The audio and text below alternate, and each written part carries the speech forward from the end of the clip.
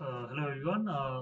आज हम आपके साथ अपना जो 10वां लेक्चर है जिसमें हम रोल ऑफ इकोनॉमिक प्लानिंग के बारे में डिस्कस करेंगे कि what is economic planning and इसको कैसे कैसे मेजर करते हैं और कितने तरह की इकोनॉमिक प्लानिंग होती है। तो let's start with our session right away. Okay, so first of all आपको पता होना चाहिए प्लानिंग क्या होता है। Planning is like defining, conceiving, regulating and controlling any kind of economic activity। तो ये होता है बेसिक प्लानिंग का कॉन्सेप्ट, जिसमें हम किसी चीज को कंसीव करते हैं, आइडिया को, फिर उसको इनिशिएट करते हैं, फिर उसको रेगुलेट करते हैं, फिर उसको कंट्रोल करते हैं। ये पूरा का पूरा आपका प्रोसेस जो है प्लानिंग की तरफ जाता है।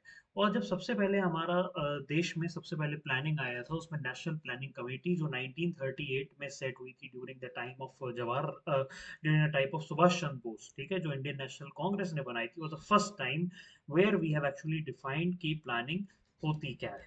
ठीक है, अब प्लानिंग चाहिए क्यों रहती है भाई? देखिए, हर चीज में प्लानिंग इसलिए चाहिए रहती है, we need a planning to remove poverty, to remove inequality, agriculture का डेवलपमेंट, इंडस्ट्रियल एरिया का डेवलपमेंट और इंफ्रास्ट्रक्चर का डेवलपमेंट। ये फोकस एरिया होते हैं प्लानिंग, किसी चीज की आप प्लानिंग करते हैं किसी चीज की ग्रोथ के लिए, और ग्रोथ हम लोग देखते हैं इन सब सेक्टर्स में, राइट। अब सेंट्रल प्रॉब्लम, जैसे किसी भी इकोनॉमी होती है, उस इकोनॉमी का सेंट्रल प्रॉब्लम हमेशा क्या होता है?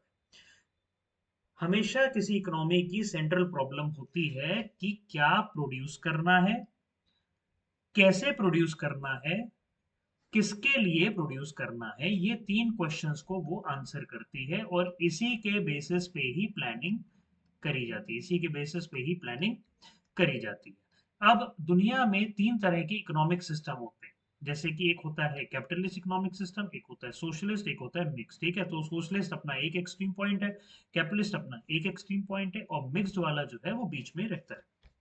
अब इसी में होता है प्लानिंग्स। प्लानिंग कितने तरह की होती है? एक होती है डेमोक्रेटिक वर्सेस टोटलिटेरियन, ठीक है। फिर होती जिसमें हम मतलब सेंट्रलाइज वर्सेस डिसेंट्रलाइज हो जाते हैं। एक होती है planning bye direction versus inducement, जिसमें एक इंडिकेटिव और एक इंपेरेटिव प्लानिंग होती है। एक होता है short, medium and long term planning, जिसमें हम फाइनेंशियल वर्सेस फिजिकल करते हैं। और एक होती है functional versus structural and comprehensive versus partial. तो ये सारी प्लानिंग्स के बारे में हम थोड़ा थोड़ा देखेंगे। ओके, तो इंडिकेटिव प्लानिंग क्या होती है? ठीक है, अब इकोनॉमी जो होती है नेशनल प्लानिंग करती है, ठीक है।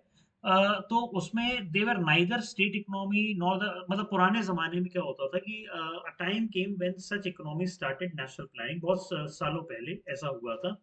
उनको यही नहीं पता था कि देवर नाइदर कम्युनिस्ट नाइदर सोशलिस्ट, उनको पता ही नहीं था। ठीक है, तो उनका प्लानिंग का तरीका टोटली ही डिफरेंट था। मतलब ना ही वो सोशलिस्ट था, ना ही कम्युनिस्ट था। ओके, तो उनका सिस्टम ही अलग था, तो उसको उन्होंने बोला कि that is a kind of a indicative planning, that has been the word given by the experts. Okay, फिर आता है इंपरेटिव प्लानिंग। इंपरेटिव प्लानिंग का क्या होता है? ये स्टेट इकोनॉमीज द्वारा फॉलो किया जाता है, चाहे दैट इज सोशलिस्ट और कम्युनिस्ट। ओके, इसको इंपरेटिव प्लानिंग किया जाता है। Okay, resource of the economy operate under the direction of state, मतलब यहाँ पे स्टेट के अंडर कंट्रोल में रहता है। जो भी रिसोर्सेज होते हैं वो स्टेट के अंडर होते हैं। इसको डायरेक्टिव और टारगेट प्लानिंग भी बोला जाता है। और इसमें दो मेन वेरिएंट है, एक है सोशलिस्ट और दूसरा है कम्युनिस्ट। ओके, तो सोशलिस्ट वाले में क्या होता है? ऑल इकोनॉमिक डिसीजन जो होते हैं सेंट्रलाइज्ड हैंड में होते हैं, जैसे स्टेट हो गया, और सारे रिसोर्सेज की कलेक्टिव ओनरशिप रहती है स्टेट के पास एक्सेप्ट लेबर। और कम्युनिस्ट सिस्टम में क्या होता है? दैट इज चाइना, पुराना चाइना के बारे में अगर बात करा जाए तो all resource were to be owned and utilised by the state, labour को भी इसमें उन्होंने इंक्लूड किया। तो इंपरेटिव प्लानिंग ये होती है।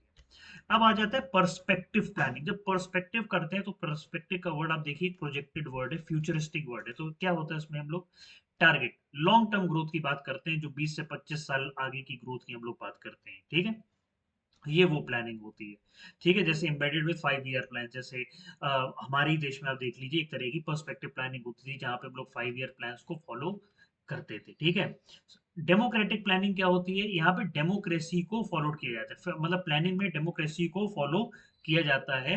और main function is to satisfy different segments of the economy, चाहे वो इंडस्ट्रियल हो, चाहे एग्रीकल्चर हो, चाहे सर्विस हो। तो इसमें मतलब democratic way of planning use किया जाता है कि हर तरह के इंसान को हम उसमें इंक्लूड करें अपनी प्लानिंग। ओके, अब आती है टोटलिटेरियन प्लानिंग। टोटलिटेरियन मतलब अथॉरिटेरियन प्लानिंग, मतलब बिल्कुल एक पर्टिकुलर इंसान या पर्टिकुलर किसी के हाथ में पूरी प्लानिंग है, ठीक है, सेंट्रल कंट्रोल वहां पे, मतलब you don't even have a से आल्सो, ओके। यहाँ पे सिंगल प्लान बनता है, उसी हिसाब से बस करना रहता है। यहाँ पे डेमोक्रेसी, कम्युनिस्ट, सोशलिस्ट कुछ नहीं चलता है, टोटलिटेरियन जो मैं सोचता हूँ वही होगा, ठीक है। फिर आता है सेंट्रलाइज प्लानिंग, ओके। तो ये एक अथॉरिटी होती है, जैसे किसी गवर्नमेंट है, उसने एक सेंट्रल प्लानिंग अथॉरिटी बनाई है, उसके अंडर उन्होंने एक सेंट्रल प्लानिंग अथॉरिटी बनाई, तो वो पूरा प्लान बनाते हैं, वो फॉर्मुलेट करते हैं सेंट्रल प्लान को, ऑब्जेक्टिव को फिक्स करते हैं, टारगेट को फिक्स करते हैं, प्रायोरिटी सेक्टर को फिक्स करते हैं, ठीक है। फिर होता है डिसेंट्रलाइज प्लानिंग। तो यहाँ पे क्या होता है, ग्रास रूट, जैसे हमारे देश में क्या है कि हमारे देश में ग्रास रूट पे पंचायत है, पंचायत के बाद हमारी स्टेट्स है, स्टेट के बाद हमारा सेंटर।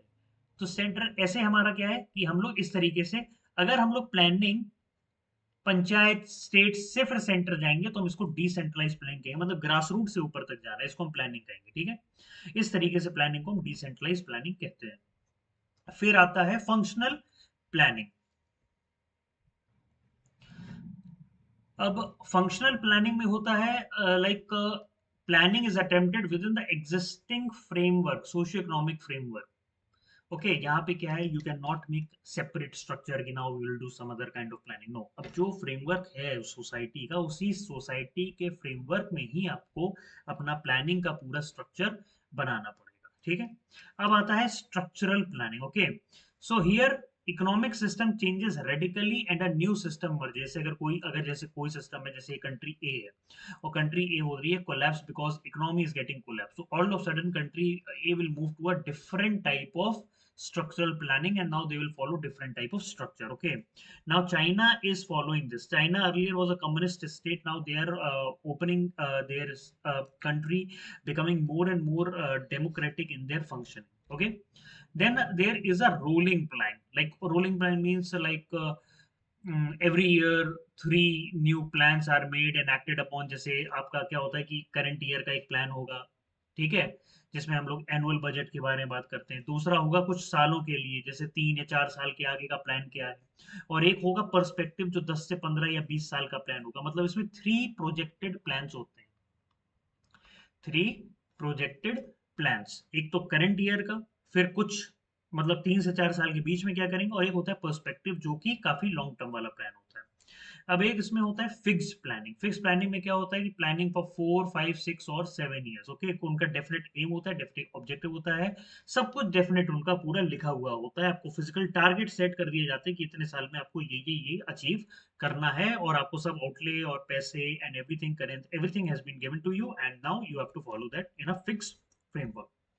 नाउ ये था सारे के सारे इंपॉर्टेंट टाइप ऑफ प्लानिंग जो पूरी दुनिया में फॉलो किए जाते हैं। अब हमारा आ जाता है इकोनॉमिक प्लानिंग इन इंडिया। तो now, so economic planning in India is divided in 3 parts. So पहले before independence, after independence and after 1991 जो इकोनॉमिक रिफॉर्म हुए थे हमारे हमारे जो देश में इकोनॉमिक रिफॉर्म हुए थे, ये उसका है, ठीक है। तो economic planning before India, like before 1947 क्या क्या हुआ था। तो सबसे पहले हमारे यहाँ आया था Visvesvaraya plan, you know Visvesvaraya from Karnataka. He has created the first blueprint of the Indian planning, okay. उन्होंने अपनी बुक लिखी थी जिसका नाम था प्लान्ड इकोनॉमी ऑफ इंडिया, और ये 1934 में पब्लिश हुई थी, ओके। सो मेन इनके आइडिया थे, we need to follow democratic capitalism, like जैसे यूएसए का जैसे सिस्टम होता है। उन्होंने कहा था we have to follow democratic capitalism the way America is following, and focus is on industrialization. Main focus of Vishwesharaya plan is on industrialization, and now he wanted to shift labor from agriculture to the industries, and he's focusing on doubling the national income in 1 decade. So this is what a Vishwesharaya plan is all about. Okay, then came the FICCI plan during the same year in 1934. Okay, it has been recommended by FICCI, that is Federation of Indian Chambers of Commerce and Industries. Okay, by a lot of people who were the business leaders during that time. Okay, so he called the high-powered committee that is called National Planning Commission. Okay, so focus is on to check and coordinate the various process of planning over here. Okay, and how we can make some kind of structural breaks with the past, and how we can achieve the full potential growth in the coming years. That is the FICCI proposal. Then came the National Planning Committee. During that time, Subhash Chandra Bose was a Congress president. Okay, so the first attempt to develop a national plan for India came in 1938. During the year, Congress president was Subhash Chandra Bose. He himself set the planning committee and kept Jawaharlal Nehru as its president. Okay, but the main problem that has happened is because the committee report could not be prepared, and only during 48 and 49 some papers came out regarding that planning committee. Okay, then comes the Bombay Plan. The Bombay Plan means the people living in the Bombay, the main industrial living, like 8 leading industrialists living in Bombay, like J.R.D. Tata, J.D. Birla, and various other people who are being part of the industrialization of our country. Okay, the main focus of the Bombay Plan was to achieve a balanced economy and also to raise standard of living of the masses, of the population, like doubling the present per capita. Focus is on doubling the per capita income. Like earlier during that time it was $22, and now they wanted to double it to $45 within the span of 15 years. Okay, so that was the Bombay Plan given by the 8 leading industrialists. Okay, then came the Gandhian Plan given by Sri Ram Narayan Agrawal. Okay, focus on decentralization, agriculture development, and cottage industries. Okay, because this is all related to Gandhian. Decentralization is the Gandhian Plan, agriculture development is a Gandhian plan, cottage industry is a Gandhian plan. Okay, then came the Sarvodaya Plan in 1950, drafted by Jayaprakash Narayan, a very renowned politician and a social reformer at that time. Okay, inspired again, this plan was inspired by the Gandhian plan. उन्होंने inspire किया था Sarvodaya plan को. Okay, और the idea Vinoba Bhave जी द्वारा भी लिया गया था. Okay, focus is on again agriculture, small and cottage industries, and to freedom from foreign technology. Okay, we should reduce dependency on foreign tech. Right now, we are focusing on Atmanirbhar Bharat. Okay, आप लोग पता होगा कि अभी हम लोग आत्मनिर्भर भारत की तरफ बढ़ रहे हैं, तो इसीलिए हम लोग भी जानते हैं कि हमको बाहर का कैपिटल ना मिले, बाहर की टेक्नोलॉजीज हम लोग इस्तेमाल ना करें, हम लोग अपनी खुद सेल्फ रिलायंट टेक्नोलॉजीज बनाएं. Okay, so this is what like economic planning regarding Gandhian and Sarvodaya plan. अब आता है after independence, like 1947 के बाद after independence. ठीक है. Okay, तो after 1947 the economic program committee form हुई, All India Congress Committee with Nehru as its chairman. ठीक है. Focus is on to have a balanced private and public partnership. तो इस कमेटी ने रिकमेंड किया कि we should have a planning commission. Okay, आपको पता है planning commission था कब तक था?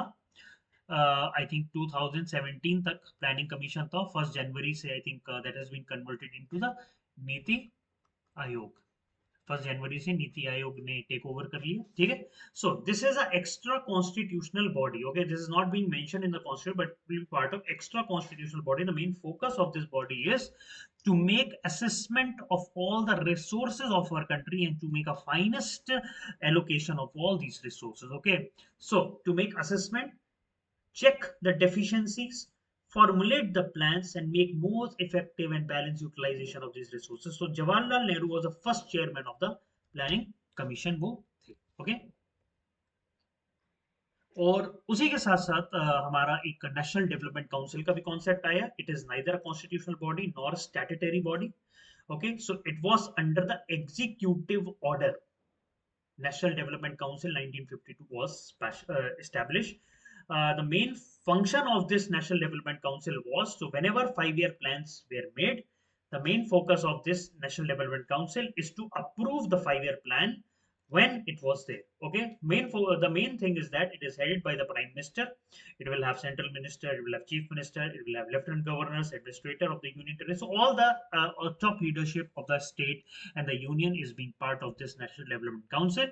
Okay, and there is a secretary of the planning commission act as a secretary of the council. Okay, so this is an advisory body which gives advice, and the main function of this National Development Council was to approve the 5-year plan. Okay, so we will be discussing about the Niti Aayog in our separate videos, and this is what is all about planning in our lectures. Thank you.